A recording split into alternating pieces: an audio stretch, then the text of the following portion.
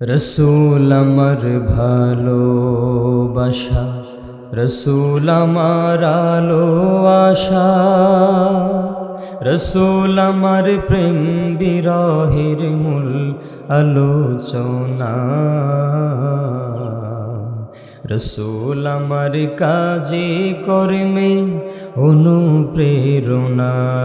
মনটা যদি হয়তো প্রবল হাওয়া, হয়তো যদি শুভ্র কবুতর, মেঘের ডানায় পাঠিয়ে দিতাম, মেঘের ডানায় পাঠিয়ে দিতাম মদিনার পথে। যেথায় আমার প্রিয় নবী ঘুমায় নিরন্তর,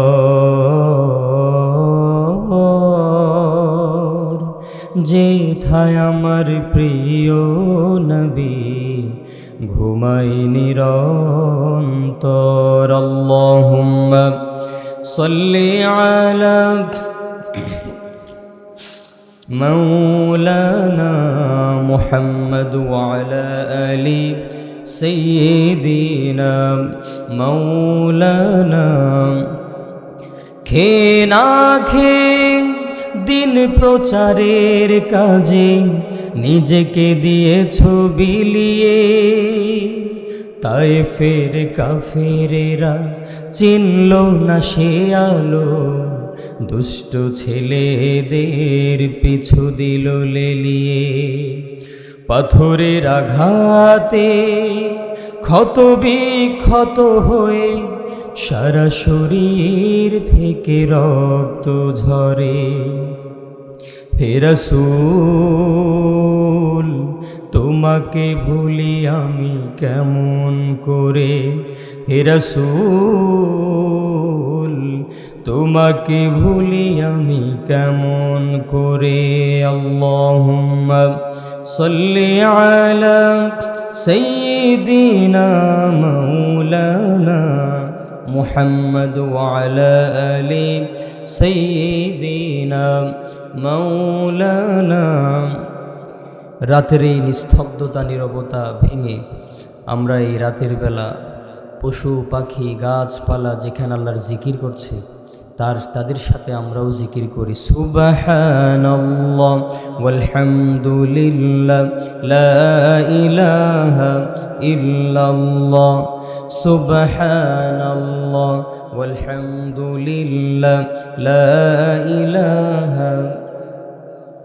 আল্লাহ নামের জিকির করবে যারা, আল্লাহর কাছে প্রিয় তারা, আল্লাহর কাছে প্রিয় যারা, জান্নাতে প্রবেশ করবে তারা। লা ইলাহা ইল্লাল্লাহ।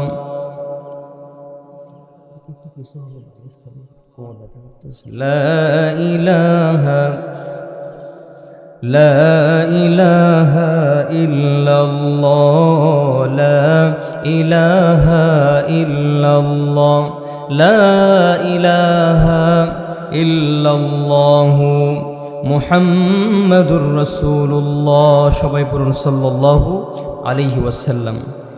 এখন বাজে 10:40। আমরা সর্বোচ্চ না হয় 11:30, এর বাইরে হবে না ইনশাল্লাহ। আমরা খুবই মনোযোগ দিয়ে আলোচনা শুনবো, আমরা যাতে বিরক্ত না হই যে বেশিক্ষণ আমরা আলোচনা করব না ইনশাআল্লাহ। আমরা শেষ পর্যায়ে গিয়ে শুকরিয়া আদায় করি যে আল্লাহ সুবহানাহু ওয়া তাআলা আমাদের সবাইকে সুস্থ রেখেছেন। দেখেন আমাদের মতো অনেক মানুষ কক্সবাজার সদর হাসপাতালে, বিভিন্ন হাসপাতালে মৃত্যুর বিছানায় ছটফট করতেছে, এরকম অনেক মানুষ আছে। আমাদের মতো মানুষ রাস্তায় মস্তিষ্ক বিকৃত হয়ে পাগলের মতো ঘুরে বেড়াচ্ছে। আমাদের মতো অনেক শারীরিক স্ট্রাকচার সব কিছু ঠিক আছে, কিন্তু মানুষটা মানসিকভাবে খুব সমস্যায় আছে, এমন আছে। আল্লাহ তাআলা আমাদেরকে মানসিকভাবে, শারীরিকভাবে, পারিবারিকভাবে সব কিছুর দিক দিয়ে আমাদেরকে শান্তি দিয়েছেন। এজন্য শুকরিয়া আদায় করি আলহামদুলিল্লাহ। কারণ পৃথিবীতে আমাদের টাকা পয়সা গাড়ি বাড়ি না থাকতে পারে, কিন্তু আল্লাহ তাআলা আমাদেরকে এমন একটি সম্পদ দিয়েছেন, সেটা হচ্ছে শারীরিক সুস্থতা। শারীরিক সুস্থতার চাইতে বড় রিজিক পৃথিবীতে আর কিছু নাই। কারণ আপনি শারীরিকভাবে সুস্থ থাকলেই তো আল্লাহর ইবাদত করতে পারবেন। শারীরিকভাবে সুস্থ থাকলেই আমরা দুনিয়াতে পরিবার নিয়ে সুখে শান্তিতে থাকতে পারি, আলহামদুলিল্লাহ।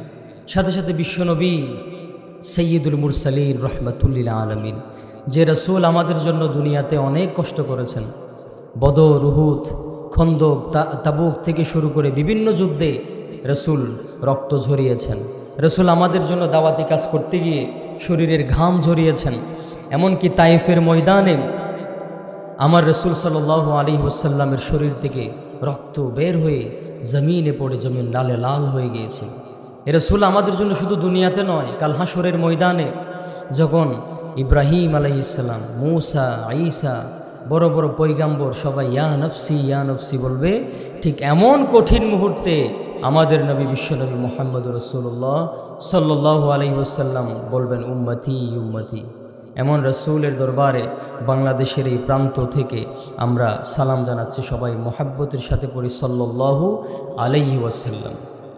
প্রিয় হাজিরিন, আমরা তো অনেক আলোচনা শুনেছি, আমার আগে যেনারা আলোচনা করেছেন সব কথা ওখানে চলে আসছে। আমি জাস্ট ফিনিশিংটা দিব ইনশাল্লাহ। আমরা জাস্ট দোয়ার জন্য এসেছি। তো আলহামদুলিল্লাহ, আমরা ইতিমধ্যেই যে আলোচনাগুলো শুনেছি, অনেক কথা হয়েছে।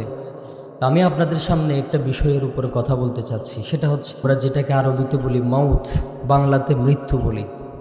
এই মৃত্যু সম্পর্কে আলোচনা সব সময় থাকে, কিন্তু একটা স্টেপ বাই স্টেপ আলোচনা আমাদের দরকার।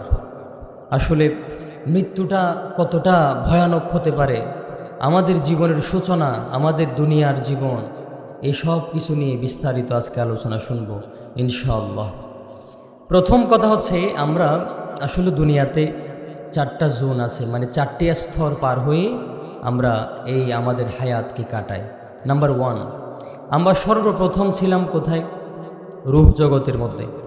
রূহ জগতে আল্লাহ তাআলা আমাদের রূহ সৃষ্টি করেছেন। সেখানে রব্বুল আলামিন আমাদেরকে একটি প্রশ্ন করেছিলেন, আলাস্তু বিরব্বিকুম? আমরা সবাই বলেছিলাম বালা, ক্বালু বালা। সেই সময় রব্বুল আলামিন একটা ওয়াদা নিয়েছিলেন আমাদের কাছ থেকে। আল্লাহ বলেছিলেন, আমি কি তোমাদের রব নই? আমি কি তোমাদের রব নই? আমি কি তোমাদের স্রষ্টা নই? তখন রব্বুল আলামিনের এই প্রশ্নে আমরা সবাই সমস্বরে জবাব দিয়েছিলাম, অফকোর্স, অবশ্যই হে আল্লাহ, আপনি আমাদের রব, আপনাকে আমরা রব হিসাবে মানি এবং আমরা সব সময় আপনাকে রব হিসাবে প্রাধান্য দিব। কিন্তু দুনিয়াতে আসার পরে আমরা আমাদের রবকে ভুলে গেলাম। যেই ওয়াদা আমরা দিয়েছি রূহ জগতে, সেই ওয়াদা আমরা বেমালুম ভুলে গিয়েছি। তো সর্বপ্রথম আমাদের যাত্রা শুরু রূহ জগতে। সেখান থেকে আল্লাহ তাআলা আমাদেরকে মায়ের গর্ভে এনে দিয়েছেন, সুবহানাল্লাহ। এই মায়ের গর্ভ এমন একটি স্থান, যে স্থান থেকে, এটা একটা খনি, এই খনি থেকে ভালো সন্তানও জন্ম নিতে পারে, আবার চাইলে খারাপ সন্তানও জন্ম নিতে পারে।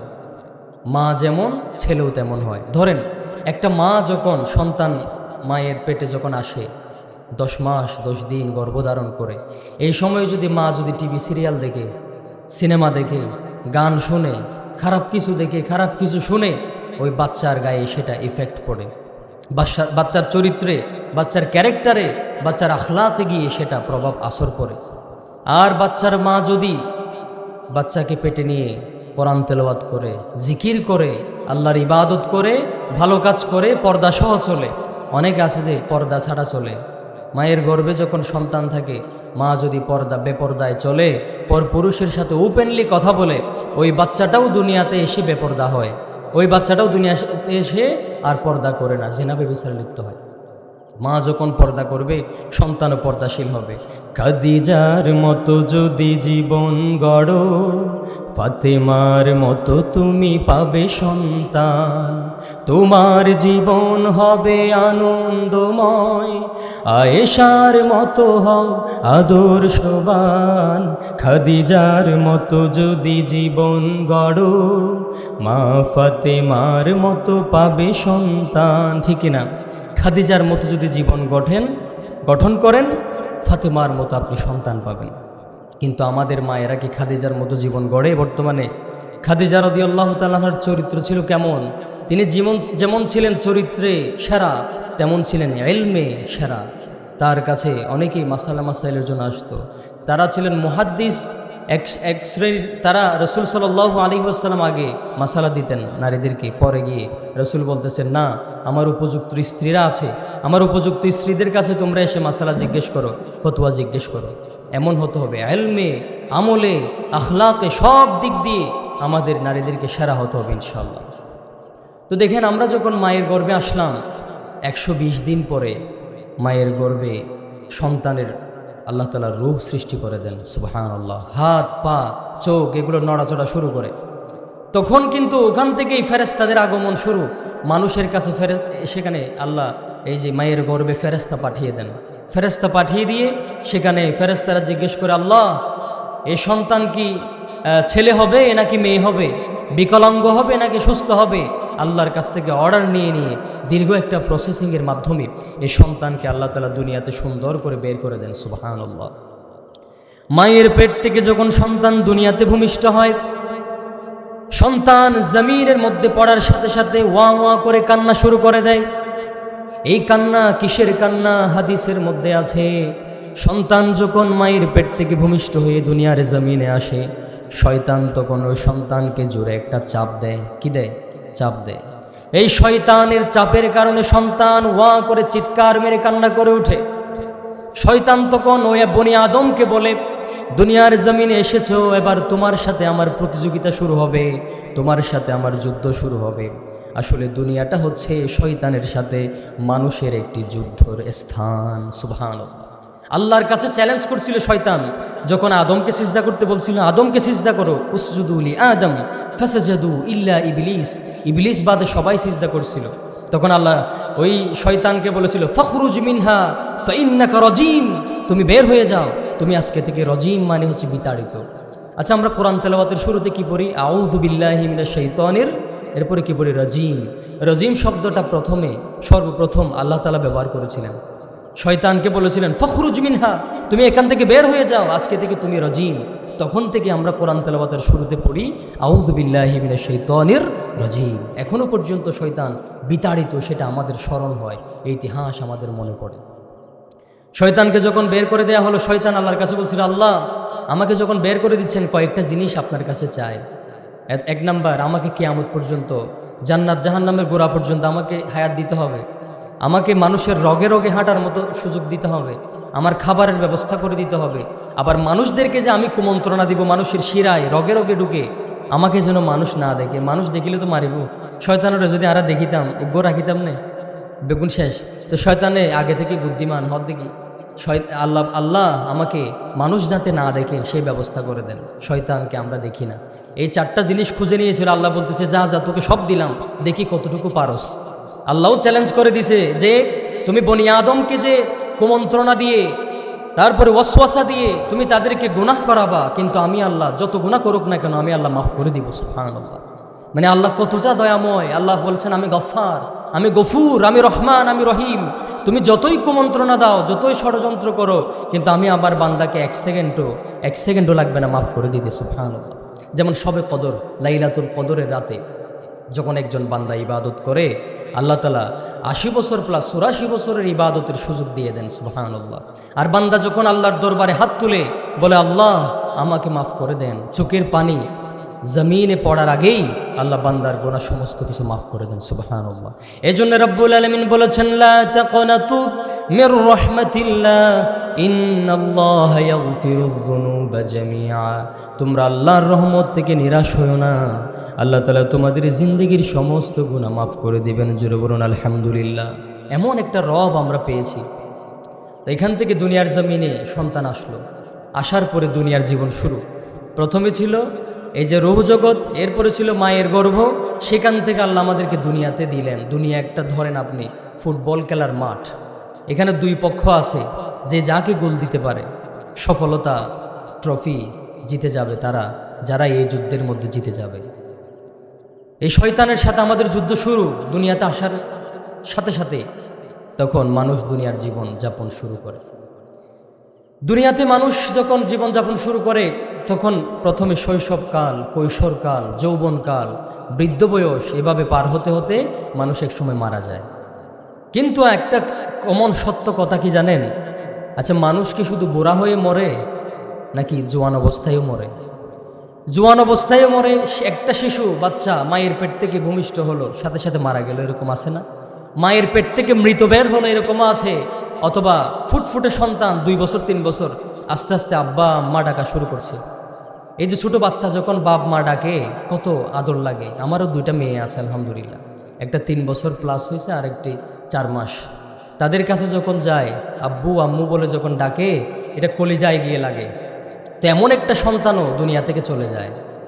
আবার ছেলে যখন ইয়াং হয়, বিয়ের প্রস্তুতি নিচ্ছে, আমাদের বাড়ির পাশে একজন যুবক বিয়ের সব কাজ শেষ, মানে বিয়ের সব প্রস্তুতি শেষ, বিয়ে করবে আগামী মাসে, হঠাৎ করে বুকে ব্যথা, তারপরে শোয়ার পরে হঠাৎ করে ইন্তেকাল করলো। ইন্না লিল্লাহি ওয়া ইন্না ইলাইহি রাজিউন। দেখেন, ইয়াংরাও মারা যায়, আবার অনেক বৃদ্ধ বয়সে 80-90 বছর বয়সেও মারা যায়।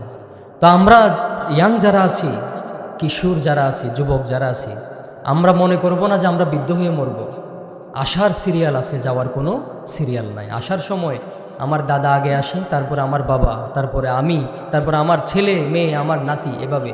কিন্তু যাওয়ার সময় দাদার আগে নাতিও চলে যেতে পারে। এজন্য রব্বুল আলামিন বলছেন, কুল্লু নাফসিন যায়িকাতুল মাউত, প্রত্যেক প্রাণীকে একদিন মৃত্যুর স্বাদ আস্বাদন করতে হবে। The most certain thing in this world is death and the most uncertain thing is the time of death. অর্থাৎ সবচেয়ে নিশ্চিত হচ্ছে মৃত্যু, আর অনিশ্চিত হচ্ছে মৃত্যুর সময়। কখন যে মৃত্যু চলে আসে, কার কাফনের কাপড় রেডি হয়ে আছে কেউ জানে না। আল্লাহু আকবার। এই জন্য সবসময় মৃত্যুকে স্মরণ করবেন প্রিয় হাজিরিন। এই যে দুনিয়াতে আমরা আসলাম, আবার মারা যাব। মারা যাওয়ার পর আমরা কোথায় যাব বলেন তো? আমাদের প্রথম স্থান হবে বারজাখ, কবর। কবরের আমাদেরকে কবরে নিয়ে যাওয়া হবে। সর্বপ্রথম আমার আত্মীয় স্বজন সবাই আমাকে দেখতে আসবে। যখন সাকরাতুল মৌত চলে, মানুষকে যখন উত্তর দক্ষিণ করে শোয়াই দেওয়া হয়, তখন আত্মীয় স্বজন এসে দেখা করে। যারা এতদিন পর্যন্ত কোনো খবর নেয় নাই, অসুস্থতা হচ্ছে, অসুস্থতার কারণে চিকিৎসা করতে পারতেছে না, টাকা পাচ্ছে না, কোনো আত্মীয় স্বজন কোনো খবর নেয় নাই, মৃত্যুর সময় এসে বলে যে কাগরি সিনিফানা হাবার, আঙ্গুর হাবার, হত কিছু হন্তা হাইবার সুযোগ নাই, যে এত হাইবার সুযোগ আছে এত হটে গিলা। আত্মীয় স্বজন হনখবর নাই, ধরুন অসুস্থতার কারণে চিকিৎসা করতে পারে না, ওষুধ কিনতে পারে না, তখন চাইলে তাকে 100 টাকা 200 টাকা 500 টাকা দিয়ে চিকিৎসা দিতে পারতো, ওষুধ দিতে পারতো। মতের পরে সাকরাতুল মত যখন চলে, তখন দিয়ে কোনো লাভ নাই। এখন দেখেন, আমাদের আত্মীয় স্বজনরা সব কিছু স্বার্থপর হয়ে গেছে। স্বার্থ যেখানে, সেখানে আত্মীয় স্বজন ছুটে যায়। মৃত্যুর পরে সবাই কান্না করে, মৃত্যুর পরে সবাই এসে ফাতিয়া খায় আমাদের, কিন্তু মরার আগে আমাদেরকে কেউ সাপোর্ট করে না। যেই ফুলটা আপনি কবরের মধ্যে মৃত্যুর পরে দিবেন, সেই ফুলটা মৃত্যুর আগে দেন না, যে আমি আপনাকে ভালোবাসি বলে ফুলটা দেন, আমার ভালো লাগবে। মৃত্যুর পরে আমার জন্য যেই সদকা দিবেন, দান সদকা করবেন, সেগুলো মৃত্যুর আগে আমাকে দেন, আমি চিকিৎসা করতে পারবো, আমি পড়াশোনা করতে পারবো। অনেক স্টুডেন্ট আছে পড়াশোনার জন্য কিতাব কিনতে পারে না, বই কিনতে পারে না, মাসিক ফিস দিতে পারে না। অনেক মেধাবী ছেলে মাদ্রাসায় পড়ে, নুরানিতে পড়ে, হাফিজখানায় পড়ে, কিন্তু টাকার অভাবে ছেলেটি আর পড়াশোনা কন্টিনিউ করতে পারে না। তা তার আত্মীয় স্বজনের ভিতরে অনেক লাখপতি কোটিপতি আছে, চাইলে ওই ছেলেকে পড়াশোনা করাইতে পারতো না। একটা ছেলের জীবন ধ্বংস, সে আস্তে আস্তে সিগারেট খায়, তারপরে মাদক আসক্ত হয়, গাঁজা খায়, ইয়াবা খায়, সব কিছু। কারণ ওই যে মূল সমস্যা হচ্ছে অর্থনৈতিক সমস্যা। তাহলে দেখেন, মানুষ যখন সাকরাতুল মউত যখন চলে, তখন কি হয়? শয়তান আবার আসে। ওই যে আমাদেরকে যখন করেছিলাম জন্মগ্রহণ, তখনও শয়তান এসে আমাদেরকে সাক্ষী দিয়েছিল যে আমি তোমার সাথে যুদ্ধ করবো এখন থেকে। আবার মৃত্যুর সময় যখন চলে আসে, সাকরাতুল মউত যখন চলে, তখন শয়তান আবার এসে বলে যে আল্লাহ দুইটা বলো, আল্লাহর তাওহীদকে অস্বীকার করো, বিভিন্ন ধরনের কুমন্ত্রণা দেয়। মানুষ যখন পড়ে লা ইলাহা ইল্লাল্লাহু মুহাম্মাদুর রাসূলুল্লাহ, শয়তান বারবার এসে বলে যে না, আল্লাহ দুইটা, তাওহীদকে অস্বীকার করো, বিভিন্ন খারাপ কিছু মনে করিয়ে দেয়। সেই সময়ে ঈমানের সাথে যারা মৃত্যুবরণ করতে পারবে, তারাই সাকসেসফুল হবে ইনশাআল্লাহ। এই যে মৃত্যুর পর আমরা কবরে যাই, কবর হচ্ছে আমাদের প্রথম ঘাঁটি। রাসূল করিম সাল্লাল্লাহু আলাইহি ওয়াসাল্লাম বলেছেন, এটা মনজিল মিন মানাজিলিল আখিরা, আউয়ালু মনজিল, সর্বপ্রথম মনজিল হচ্ছে কবর আখিরাতের। এইখানে যারা ছাড় পেয়ে যাবে তারা সব কিছুতে ছাড় পেয়ে যাবে। ধরেন আমরা এয়ারপোর্টত দিই, এয়ারপোর্টের মাঝে যদি ঠিকঠাক থাকে বেগিন, বাকি বেগিন ঠিক, কারণ আল্লাহ বিদেশ ভ্রমণটা ইজি। ঠিক তেমনি এই কবর হচ্ছে আমাদের জন্য এয়ারপোর্টের মতো। এই কবরের ধরা থেকে যারা বাঁচতে পারবে, কবরের হিসাব থেকে যারা বাঁচতে পারবে, তারা সব কিছু থেকে বেঁচে যাবে ইনশাআল্লাহ। এটা হচ্ছে প্রথম আলামত, প্রথম চিহ্ন। এই কবরের মধ্যে যখন রাখা হবে, 3টা প্রশ্ন আমাদেরকে করা হবে। কোনো কোনো বর্ণনায় 4টি প্রশ্ন আছে। প্রথম নাম্বার প্রশ্ন, মান রব্বুকা, তোমার রবকে। তোমার রবকে, রব মানে কি আসলে? রব মানে যিনি আমাদেরকে খাওয়াচ্ছেন, যিনি আমাদেরকে পড়াচ্ছেন, যিনি আমাদেরকে সুস্থ রাখেন, যিনি হায়াতদাতা, যিনি জীবনদাতা, যিনি মৌতদাতা, যিনি আইনদাতা, যিনি বিধানদাতা, তিনি হচ্ছেন আমাদের রব। আমরা কিন্তু রব হিসাবে মানি কয়েকটা জায়গায়, শুধু নামাজের ক্ষেত্রে। মসজিদে ঢুকলে আমার রব, বাইরে যখন আসি দুনিয়ার জীবনের বিভিন্ন আইন কানুন নিয়ম পদ্ধতি, সংসার জীবন, পারিবারিক জীবন, রাষ্ট্রীয় জীবন, সেখানে আমরা আল্লাহকে রব হিসাবে মানি না। এই জন্য আল্লাহ প্রথম প্রশ্ন করবেন, তোমার রবকে। আমরা আনসার করব যদি ইমানদার হই, আমার রব হচ্ছে আল্লাহ, রব্বি আল্লাহ। আর যে না পারে, যে প্রশ্ন তো সহজ, ইজি। আমরা দুনিয়ার মাঝে জানি বলে এই প্রশ্ন কি, প্রশ্ন ফাঁস হয়ে গিয়ে, মানে এন পরীক্ষক আল্লাহ তাআলা যে প্রশ্ন আগেই ফাঁস করে দিয়ে কি আল্লাহ মানুষ যাতে প্রস্তুতি নিতে পারে, সুবহানাল্লাহ। তো প্রশ্ন ফাইবাদেও যে ছাত্র প্রস্তুতি নিতে পারে, এর চাইতে হতভাগা স্টুডেন্ট আর কে হতে পারে? প্রশ্ন ফাঁস। 1 নম্বর প্রশ্ন, মান রব্বুকা, তোমার রবকে। তো এই রবের ইবাদত করলেই এই রবের প্রশ্নটার উত্তর আপনি দিতে পারবেন। আর রবের ইবাদত যারা দুনিয়াতে করে নাই, তারা বলবে হা হা লা আদরি, আমি কিছুই জানি না, আমি কিছুই জানি না, আফসোস করুন। 2 নম্বরে প্রশ্ন করা হবে, ওয়ামান নবিয়্যুকা, তোমার নবী কে, রাসূল কে ছিল? তখন আমরা বলবো মুহাম্মদুর রাসূলুল্লাহ সাল্লাল্লাহু আলাইহি ওয়াসাল্লাম। অনেক বর্ণনায় আছে রাসূলের একটি ছবি দেখানো হবে সেখানে, এটা কে চিনো? তখন যারা দুনিয়াতে বদকার ছিল, আল্লাহর ইবাদত করে নাই, রাসূলকে মানে নাই, তারা বলবে ওনার নাম আমি শুনছিলাম, বিভিন্ন মাহফিলে হুজুররা ওয়াজ করতো, আমি কিতাবের মধ্যে কোরআনের মধ্যে নাম পড়ছিলাম, কিন্তু আমি আমল করি নাই। তখন তারা বলবে হায় হায় আফসোস, আমি তো জানি না। তারপর 3 নম্বর প্রশ্ন, ওয়ামা দীনুকা, তোমার ধর্ম কি? দিন মানে শুধু ধর্ম নয়। আচ্ছা, ইসলাম কি শুধু ধর্ম? মানে ওনারা একখান বিষয় ক্লিয়ার করি আছে যে আহারার ধর্মর নাম কি? ইসলাম। ইসলাম শুধু কি ধর্ম? আহারা শুধু ইসলামের ধর্ম হিসাবে লইয়ে দেয় আজ সমস্যা। Islam is the complete code of life. ইসলাম হচ্ছে পরিপূর্ণ একটি জীবন ব্যবস্থা। জীবন ব্যবস্থা মানে আমাদের জীবন কিভাবে চলবে, এটার একটা প্রেসক্রিপশন।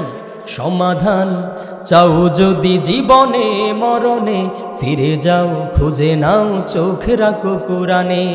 এ কোরআনের মধ্যে, ইসলামের মধ্যে সমস্ত সমস্যার সমাধান দিতে পারে আল কোরআন। শুধু ইসলাম শুধু ধর্ম নয়, ইসলাম হচ্ছে জীবন ব্যবস্থা। আমাদের পারিবারিক জীবন, ব্যক্তি জীবন, সামাজিক জীবন, রাজনৈতিক জীবন, অর্থনৈতিক জীবন কিভাবে চলবে, এই কোরআন আমাদেরকে দেখিয়ে দেয়। সুবহানাল্লাহ। ধর্ম মানে শুধু কীরকম জানেন? শুধু মসজিদের মধ্যে যাবেন, নামাজ পড়বেন, বাড়িতে আসবেন, এতটুকু। আত্মীয়তার সম্পর্ক ছিন্ন করা, মানুষের সাথে সুন্দর আচরণ করা, তারপরে সুদ ঘুষ জেনা ব্যভিচার এগুলো থেকে বেঁচে থাকা, সব কিছুই ইসলামের মধ্যে আছে। এখন মানুষ শুধু নামাজ পড়ে, কিন্তু বাইরে আইন মানুষের গিবত করে। আচ্ছা, নামাজ হলে অনধরণ যদি প্লাস, আর গিবত করলেই আনলে মাইনাস, অঙ্করজ্ঞ সূত্র আছে, প্লাসে মাইনাসে মাইনাস, এটা কিছুই না থাকে। অনেক নামাজ পড়লেই জান্নাতে যাইতে পারিবে, এলে হন হুজুরে গ্যারান্টি দিন না পারিব, কারণ নামাজ পড়লেই শুধু জান্নাতে যাইব এন হলে গ্যারান্টি নাই। কারণ আপনার নামাজকে, আপনার ইবাদতকে ধ্বংস করে দিচ্ছে আপনার আর কিছু খারাপ আমল, যেমন গিবত, চুগলখুরি, আবার হারামের মধ্যে লিপ্ত হওয়া। আপনি যদি হারাম টাকা খেয়ে আল্লাহর ইবাদত করেন, ইবাদত কি কবুল হবে বলেন? তো অনেক নামাজি আছে, নামাজ সিজদা দিতে দিতে কোয়ালো দাগ হয়ে যার গই, তারপরে ইন্দি ঠ্যাঙ্গ দাগ হয়ে যার গই, কিন্তু হারাম হায়, হারাম উপার্জন করে পরিবারের হারাম হাবায়। পোশাকের মধ্যে যদি একটা পয়সাও যদি হারাম থাকে, ওই পোশাক দিয়ে যদি আপনি কাবা শরীফে গিয়ে হজও করেন, আপনার হজ কবুল হবে না। সেজন্য বলি হারাম থেকে বেঁচে থাকতে হবে ইনশাআল্লাহ। তাহলে ইসলাম, ওয়ামা দীনুকা, তোমার ধর্ম কি? আমাদের ধর্মের নাম, সবাই বলুন আমাদের ধর্মের নাম কি? ইসলাম। একটু জিকির করি, সুবহানাল্লাহ ওয়ালহামদুলিল্লাহ লা ইলাহা ইল্লাল্লাহ, সুবহানাল্লাহ ওয়ালহামদুলিল্লাহ লা ইলাহা ইল্লাল্লাহ, লা ইলাহা ইল্লাল্লাহু মুহাম্মাদুর রাসূলুল্লাহ। সবাই বলুন সাল্লাল্লাহু। আপনাদের কি ঘুম আসতেছে? এই যে আমাদের মুরব্বীরা পান চাবাচ্ছেন, ঘুম আসবে না ইনশাআল্লাহ। আর এখানে মা বোনেরা কি আমাদের আলোচনা শুনতেছেন? আমাদের এই অত্র এলাকার বা এই ঘরের যে মা বোনগণ আছেন, আপনাদের উদ্দেশ্যে কিছু কথা বলবো। আপনারা যদি একটু পরিবারের ঝামেলা সেরে একটু মনোযোগ দেন ইনশাল্লাহ। প্রথম নাম্বার বিষয় হচ্ছে আমাদের মা বোনদের উদ্দেশ্যে একটা কথা, পরিবারের শান্তির মূল হচ্ছে একজন নারী, ঠিক কিনা বলেন? একজন নারী চাইলে পরিবারকে জান্নাতের টুকরা বানাতে পারে, একজন নারী চাইলে পরিবারকে জাহান্নামের টুকরাও বানাতে পারে, ঠিক কিনা? একটা নারী কেমন হয় দেখেন, একটা নারী চাইলে, আমরা বলি না জাল মানে ভাইয়ের বউ, একজনের সাথে আরেকজন খুব সম্পর্ক রেখে একজন একজনকে সাথে মিলেমিশে থাকতে পারে, আবার চাইলে একজন একজনের সাথে ঝগড়াও দিতে পারে প্রতিদিন। একজন নারী চাইলে তার ভাইয়ের সাথে ভাইয়ের সম্পর্ক ছিন্ন করতে পারে, এরকম নারী আছে না? মানে আর ভাইয়ের হতা ভাইয়ের লাগায় বিভিন্ন উল্টা ফুল্টা লাগাই এনে ভাইয়ের সাথে সম্পর্ক শেষ। যেই ভাইয়ের সাথে সম্পর্ক জন্ম থেকে শুরু, তুমি আবার 20-25 বছর 30 বছরে এসে আমাদের ভ্রাতৃত্বের বন্ধন ভাইয়ে ভাইয়ে মিলকে তুমি ছিন্ন করে দিচ্ছ কেন? আমার ভ্রাতৃত্বের বন্ধন, আমার ভাই হচ্ছে রক্তের সম্পর্ক, আর বউ কি আমাদের রক্তের সম্পর্ক না। এজন্য বলি আমাদের মা বোনকে বলবো, ভাইয়ে ভাইয়ের সম্পর্ক কখনো ছিন্ন করার চেষ্টা করবেন না। আর শ্বশুর শাশুড়ি এবং বউদের মধ্যে একটা মিল আজকাল পরিবারের মধ্যে নাই। অনেক জরিপ সালা সাহেবান দেখি প্রায় 90% 95% ফ্যামিলির শ্বশুর শাশুড়ি লই বউর হন মিল নাই। বিয়া গড়ি হয় 1 বছরের ভিতরে যুদ্ধ হয়ে গিয়ে দিলে অনেক ফ্যামিলি আছে। যেই ফ্যামিলির মধ্যে মা বাবার সাথে সম্পর্ক ঠিক নাই, ওই ফ্যামিলি যদি এসি রুমও থাকে স্বামী স্ত্রী, তখন সেখানেও শান্তি পাবে না। কারণ মা বাবার রিদার রব্বি ফি রিদাল ওয়ালিদাইন ওয়া সাখাতার রব্বি ফি সাখাতাল ওয়ালিদ, মা বাবার সন্তুষ্টি হচ্ছে আল্লাহর সন্তুষ্টি, মা বাবা অসন্তুষ্ট হলে আল্লাহ অসন্তুষ্ট। এটা যত বড় ফিসাব হইব গই, মা বাবারও অসন্তুষ্ট করি, এবার যত মুফতি মুহাদ্দিস যত বড় কিছু হোক না কেন, সে কখনো জীবনে শান্তি পাবে না। দুনিয়াতেও শান্তি নাই, আখিরাতেও শান্তি নাই। এই জন্য আল্লাহ বলেছেন ওয়াকাদা রব্বুকা আল্লা তা'বুদু ইল্লা ইয়াহু ওয়া বিল ওয়ালিদাইনি ইহসানা, মা বাবার আল্লাহর পরেই মা বাবার স্থান, সুবহানাল্লাহ। এই জন্য মা বাবাকে সবসময় যত্ন নিতে হবে, তাদেরকে আনুগত্য করতে হবে। তো আমাদের মা বোনদের উদ্দেশ্যে প্রথম কথা, একটা পরিবার শুরু হয় কি দিয়ে? স্বামী স্ত্রীর বন্ধন দিয়ে। স্বামী স্ত্রীর ভিতরে যদি মিল না থাকে, আজকাল স্বামী স্ত্রীর ভিতরে বেনা শহরে ভালো রাতিয়া হয়ে যায়, দুপুরে ভালো আসরত হয়ে যায়, এলে আসে না নাই? অনেক ফ্যামিলি আছে সামান্য কিছু বিষয়, এই যে লবণ সময়ে তরকারি দিয়ে নয় বউরে মারি বাইর করে দিয়ে দিলে আছে। আচ্ছা ধরুন অনে জীবনের মাঝে অনেক ভুল ত্রুটি নকরণ, আরা জীবনত পুরুষ সকল অনেক ভুল করি, আরে হজনে মারে, আর ভিতরে একটা সমস্যা আছে কি জানেন না? এই যে মানে আরা বেগিন করি ফেলছুম কিন্তু বউ করলে কিছু করি না পারিব।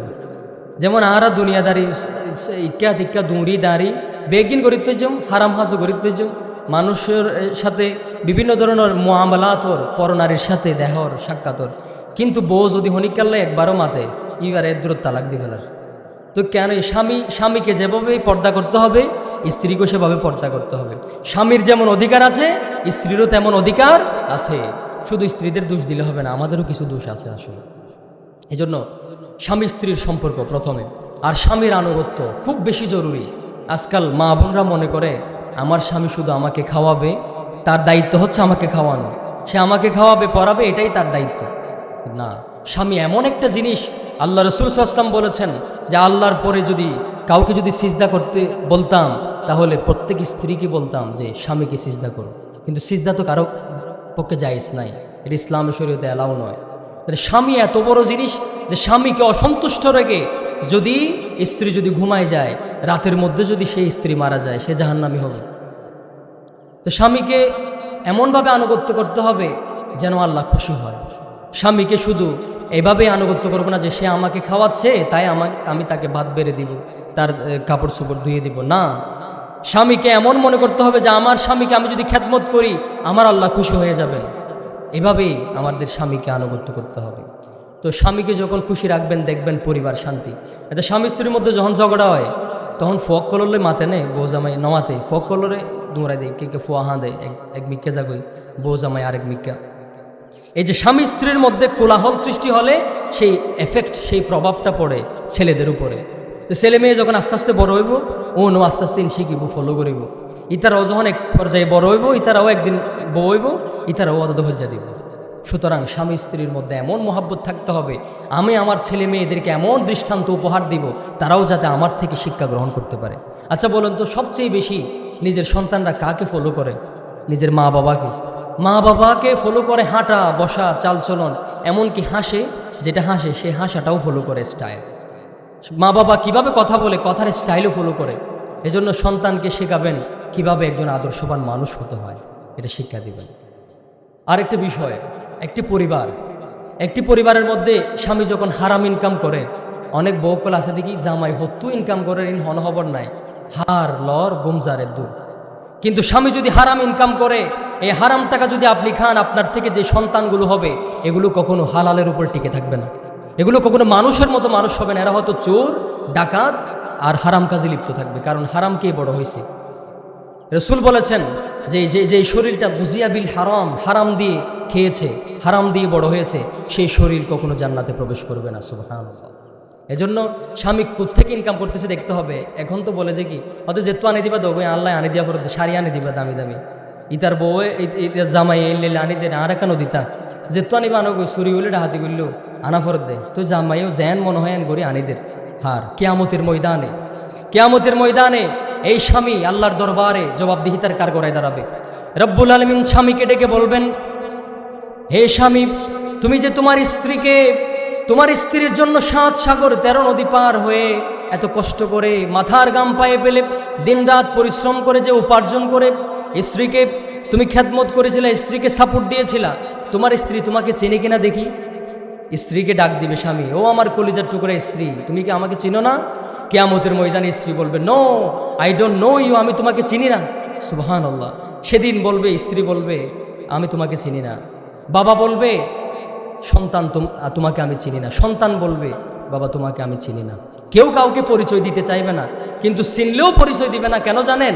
সেই সময় পুঁজি আছে শুধু আমল, পুঁজি আছে শুধু কি টাকা পয়সা ধন সম্পদ সব দুনিয়াতে রেখে গেলাম। মানুষ যখন মারা যায় সব কিছু দুনিয়াতে ফেলে রেখে চলে যায়, শুধু একটি জিনিস নিয়ে যায়, সেটা হচ্ছে নিজের আমল, ইবাদত। সকল সেদিন ইবাদত আমলগুলো দিয়ে দিতে হবে, এই ভয়ে কেউ কারো দিকে ফিরেও তাকাবে না। সবাই যার যার আমলগুলো, মনে করেন গোড়া ফক করে সাহাত তাহাত দিলে ফগড়ের মাঝে লোয়ায় রাখি, আস্তে আস্তে যাইবে সিবি ধরি।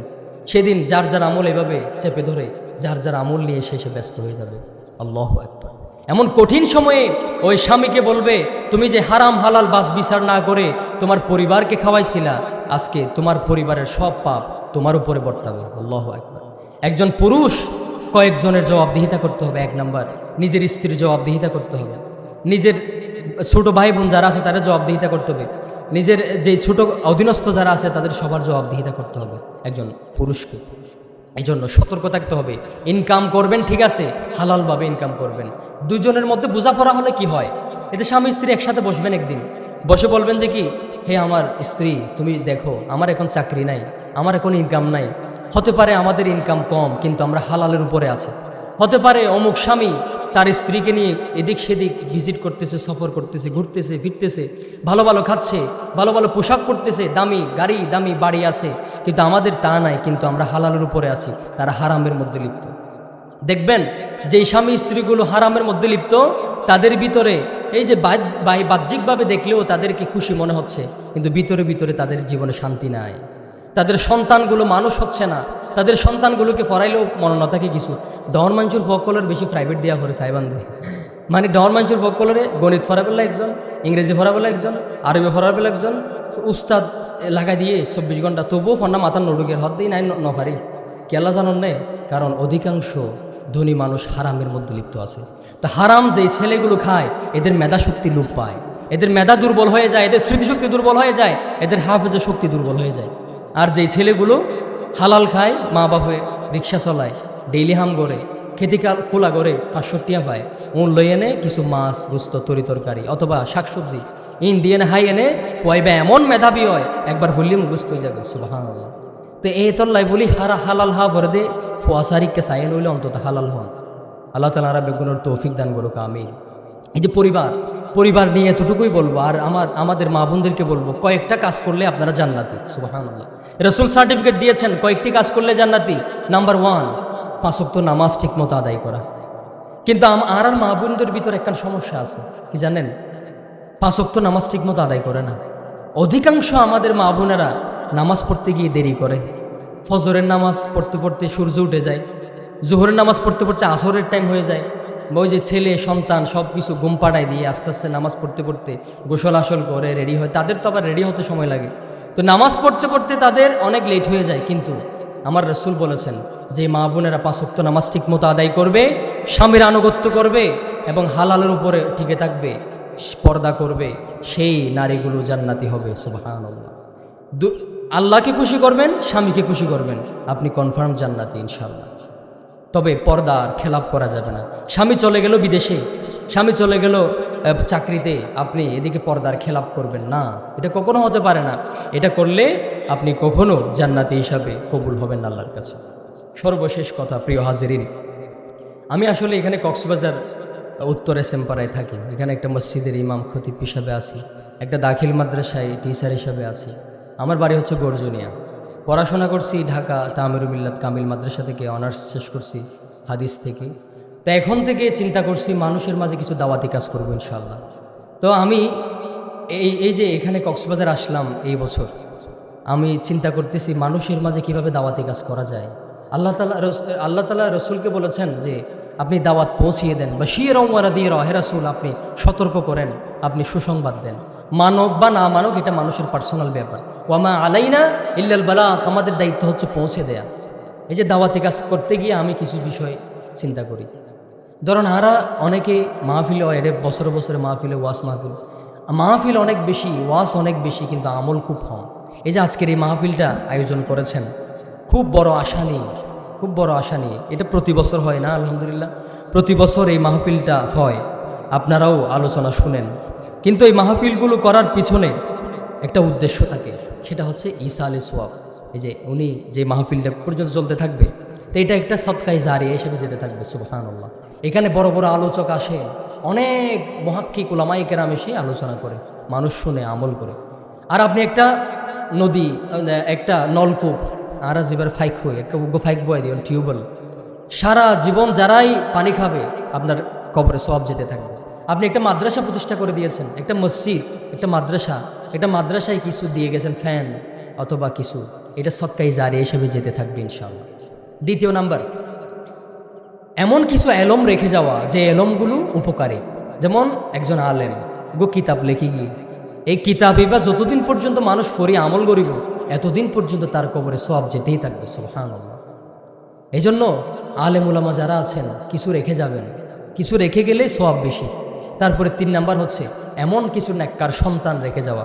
যেমন এই যে ফাতেমা খাতুন যিনি ইন্তেকাল করেছেন, উনি কিছু নেককার সন্তান রেখে গিয়েছেন না, জনাব নুরুল আলম। উনি নেককার বলেই তো, উনি ভালো চিন্তা করেন বলেই তো আজকে এই মাহফিলের আয়োজন করছে। এখানে একটা অন্য কিছু হতে পারতো না। উনি যে একটা মাহফিল দিয়েছেন, এটা অনেক বড় একটা দাওয়াতি কাজ। তাহলে দেখেন, এই যে নেককার সন্তান যদি রেখে যান, তারা যদি রব্বির হামহুমা কামা রব্বায়ানি সগীরা বলে একবার দোয়া করে, সেটা কবরের মধ্যে সব যেতে থাকবে। সুবহানাল্লাহ। আচ্ছা, ওনারা আরেকখান প্রশ্ন, সারা বিশ্বর সমস্ত আলেম বেগুনের যদি এক জায়গা আনি, নিজের ফুয়া যদি এক জায়গাতে আনি, খবর সব পৌঁছে বলে দোয়া করে আলেম বেগুন একসাথে, আর নিজের ফুয়াও দোয়া করে, হন্নান বেশি আন্তরিক হইব, নিজের ফুয়ার গান ইয়ানেই বেশি ফলিব।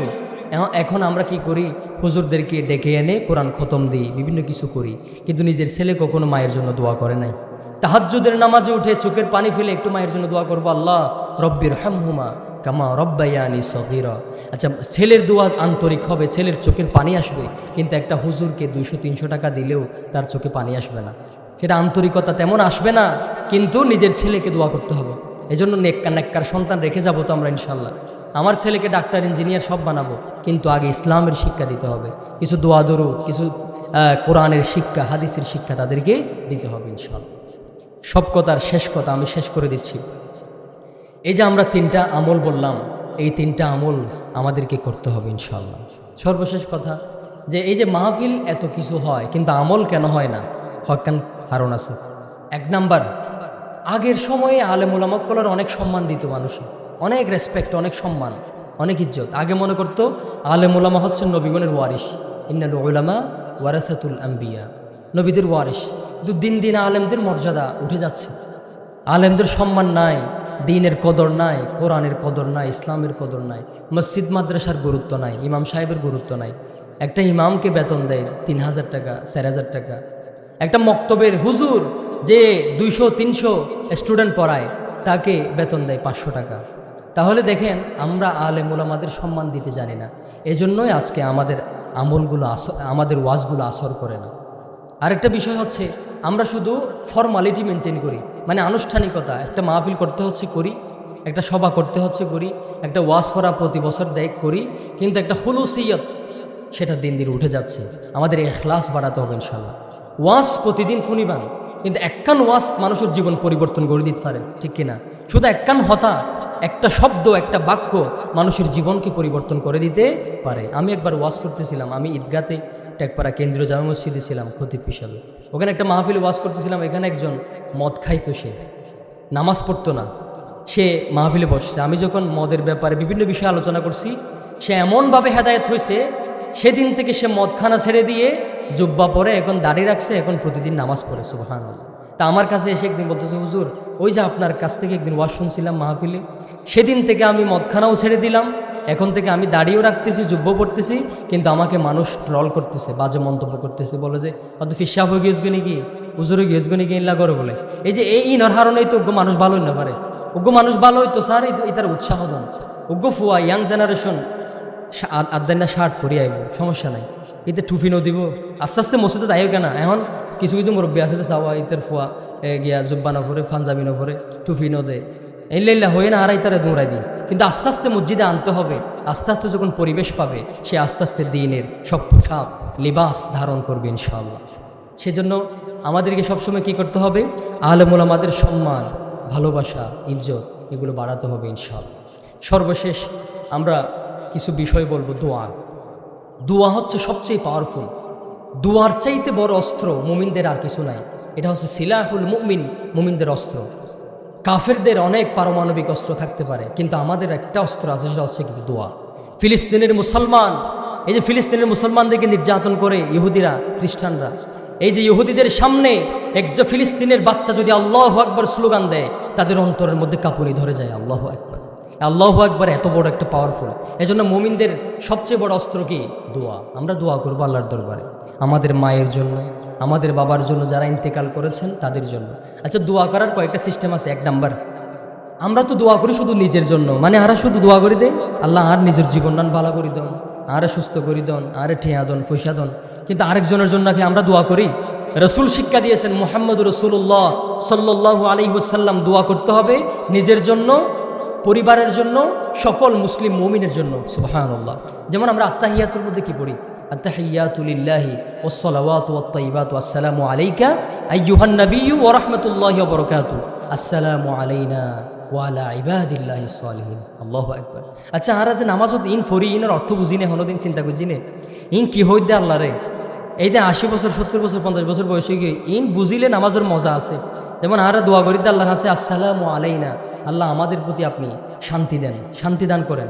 শুধু আমাদের প্রতি নয়, ওয়া আলা ইবাদিল্লাহিস সালিহিন, সারা বিশ্বের মধ্যে যত ভালো মানুষ আছে, যারা নামাজ পড়ে, সালিহিন নেককার বান্দা আছে, সবার প্রতি আপনি শান্তি দেন। আল্লাহু আকবার।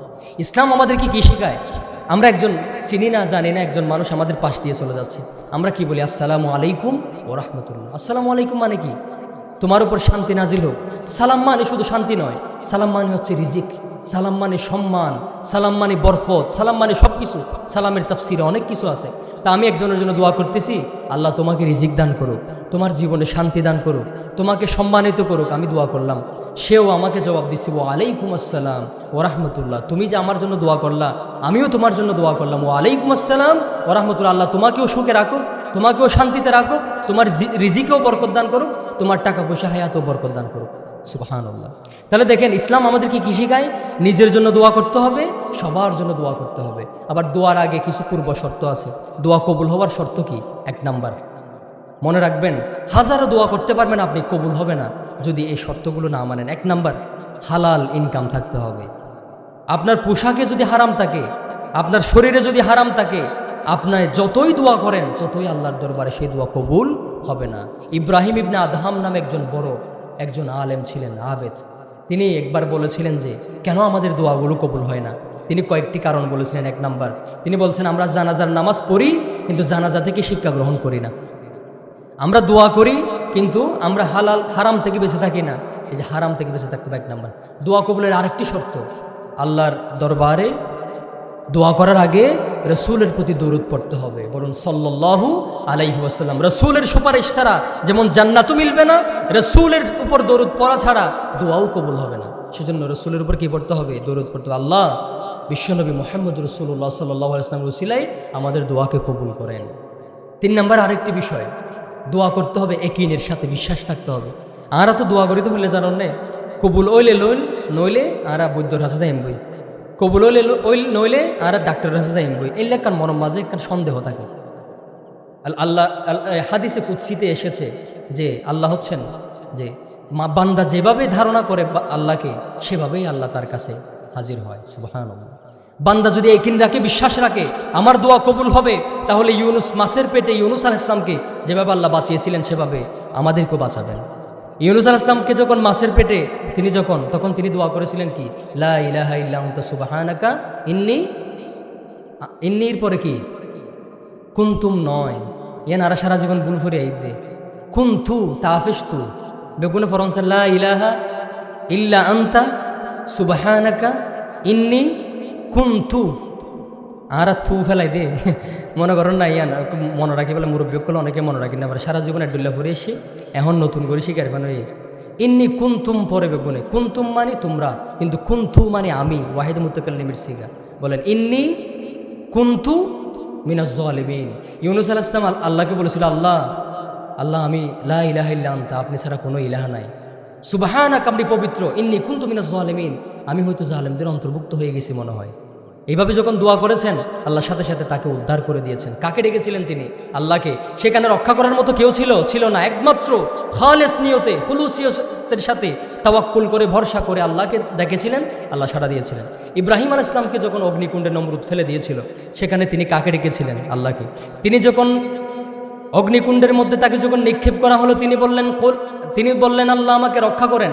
আল্লাহ সাথে সাথে বললেন কুলনা ইয়া নারু কুনি বারদাও ওয়া সালামান আলা ইব্রাহিম, হে আগুন ইব্রাহিমের জন্য তুমি এয়ার কন্ডিশন হয়ে যাও। সুবহানাল্লাহ। আগুন ঠান্ডা হয়ে গেল। তিনিও কাকে ডেকেছিলেন? একমাত্র আল্লাহকে। বাঁচানোর মালিক কেউ ছিল না, আল্লাহকে ডেকেছিলেন। এভাবে করে বিভিন্ন আমরা দোয়া পাই। এজন্য দোয়া করার সময় একমাত্র নিয়ত রাখবেন আল্লাহ ইয়াকা নাবুদু ওয়া ইয়াকা নাস্তাইন। আমরা প্রতিদিন নামাজে পড়ি না ইয়াকা নাবুদু ওয়া ইয়াকা নাস্তাইন, এটার মানে কি? আল্লাহ আমরা ইয়াকা নাবুদুর, এখানে যারা আলেম আছেন তারা বুঝবে। ইয়াকা নাবুদু এটা না বুদুকা হওয়ার কথা ছিল, কিন্তু ইয়াকা এই যে মাফুলকে মুকদ্দম করার কারণ হচ্ছে আমি কোথাও যাব না, আপনি একমাত্র রক্ষাকারী, আপনি আমাকে রক্ষা করবেন। আল্লাহর কাছে চাওয়ার পরে দ্বিতীয় নাম্বার আরেকটি কাজ আছে, সবর করতে হবে। আমরা তো করি, অধৈর্য হয়ে যায়। দোয়া একটা করছি, কবুল হচ্ছে না কেন, অধৈর্য হয়ে যায়। সবর করতে হবে।